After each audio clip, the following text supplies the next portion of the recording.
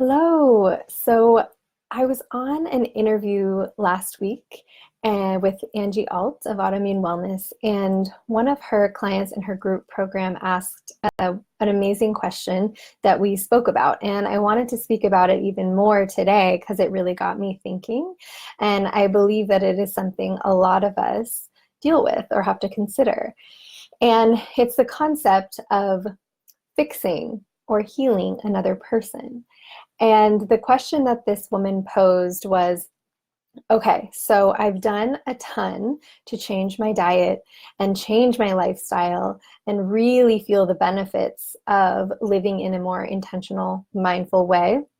She had gone through a program with Angie and done a lot of work considering diet, digestive issues, and a lot of aspects of holistic health. And she was at a place where she'd really turned around her health and felt great. And what she was asking was, okay, now I'm at this place and I've really done a 180 on how I live my life. How do I convince others around me, like my family or coworkers, to do the same, to be able to do the same and help themselves where they are? Because what I believe is that she was seeing people who were having some of the same issues that she was. Maybe they're autoimmune issues, fatigue, digestive issues, anxiety, depression, whatever it was, and seeing that around her and thinking, I have the tools. I know how to do this because I did this. So from this vantage point, saying, how do I get through to people around me? How do I encourage people around me to make these choices so that they too can feel better? And I thought it was a really, really powerful question and something that I have thought about pretty intimately myself. Especially being a practitioner in this, I work with a lot of people, right, that I am helping along this journey. But myself personally, I think when I was first learning about all this and how I could really use food and lifestyle and personal empowerment to really shift how I felt was totally revolutionary. And I would have spoken about it to anyone who would listen. I still sometimes do, but it's evolved. So I would have spoken about it to anyone who would listen. I would have said, I have the tools. I know how to do this. You just have to do this, and given a plan for them, right? And kind of said, this is what you need to do to get better.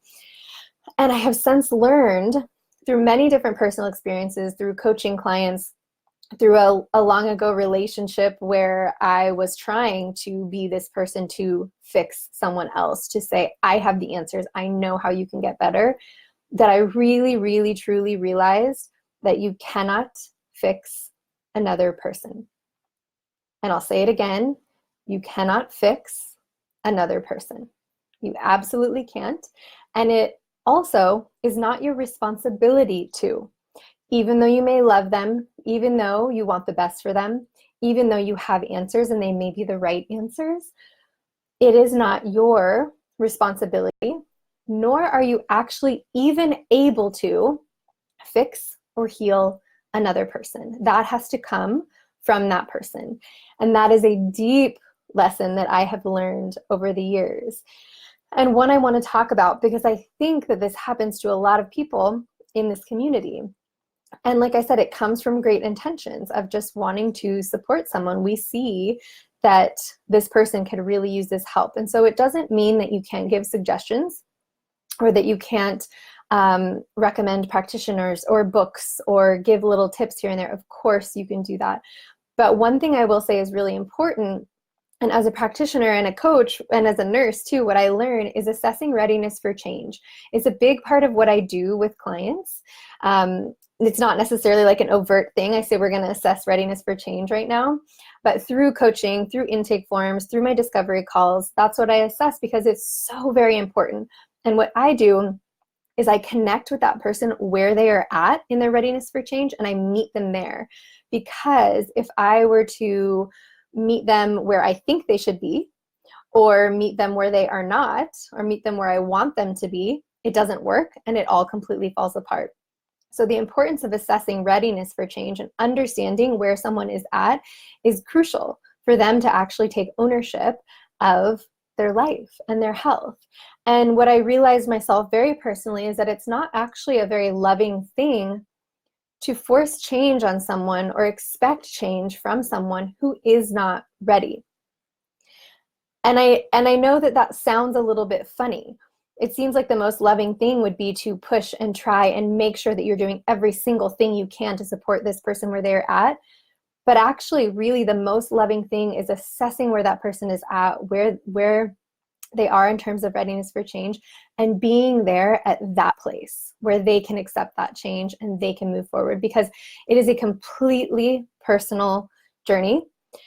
And everyone is going to move through it and come to it at very different times, have times where they have awakenings towards things, and have times when that really is not going to be possible for them. And we have to honor that as a separate person, as a separate entity. So especially as a practitioner, this is something I think about a lot, but even if you are not a practitioner and you're just someone who has improved your health, but your family is in a different place than you, maybe it's your partner, maybe it's your coworkers, maybe it's your friends too. And what I will say is that the number one thing you can do if you are in this place is to lead by example. And what that means is that you continue to do all of these things that have benefited you and supported you. I remember I had a client who we started working together. She started making some shifts to her diet, lifestyle. Her whole energy shifted. And when she would go into work, people would say, your eyes look so much brighter. You seem like you have so much more energy. You just seem like you are happier. And it really showed what was going on. And then the follow-up questions, they would say, what are you doing? What did you do to feel this way? She was bringing different food into work. People would get curious about what she was bringing. And so from there, she would explain. When people asked, she would say, oh, I'm doing this work with the health and nutrition coach, or, oh, I've made a couple of these shifts and changes to my life, or I'm sleeping more, or I'm focusing on these types of foods. It's actually really making a difference. From there, people were able to get curious and take what they needed and get inspired. Day in and day out, she would show up as herself. She would come with her food. She would be drinking her water. She would be taking breaks when she needed to. She was modeling by example, and it became a ripple effect where other people could see, I want some of that. I want some of that, and I'm going to seek out how I can get that myself. If she went in and just told everyone, if you want to feel better, you have to do this, you have to do this, you have to do this, automatically it makes you be like, who does she think she is? So there's a very different approach to this, and it's going to be different depending on which relationship in your life it is. But really, this concept of leading by example, it works in many different areas.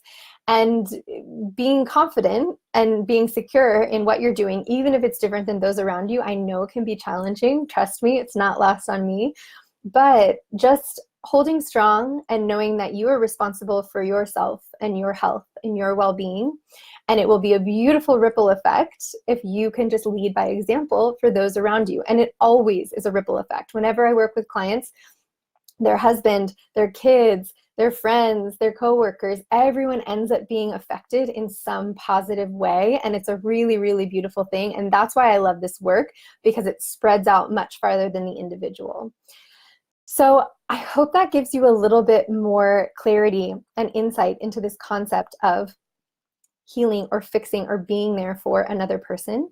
And if you have any other questions, or if you have an experience of this and something you've learned, I would love to hear. So you can leave a message in the comments below here. Honestly, I would love to know more about your experience, whether you're a practitioner, whether you're not, whether you're just living your life trying to be healthy, and your experience with your family or friends or those around you and how that's affected you. So I would love to hear, and I hope it's been helpful. Thanks.